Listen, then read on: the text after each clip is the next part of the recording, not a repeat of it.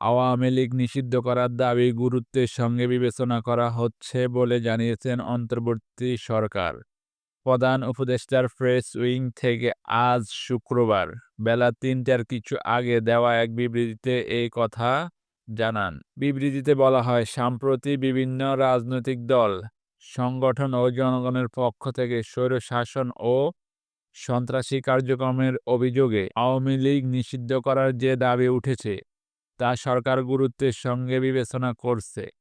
এ ব্যাপারে সরকার রাজনৈতিক দলগুলোর সঙ্গে ইতিমধ্যে যোগাযোগ স্থাপন করেছে। তাদের সঙ্গে আলোচনা করে দ্রুত সিদ্ধান্ত গ্রহণ করবে। এই ক্ষেত্রে আওয়ামী লীগের নেতা ও সমর্থকদের সন্ত্রাসী কার্যক্রমের বিষয়ে জাতিসংঘের প্রতিবেদন সরকার বিবেচনায় রাখছে। সেই পর্যন্ত সকলকে ধৈর্য ধারণ করার আহ্বান জানাচ্ছে।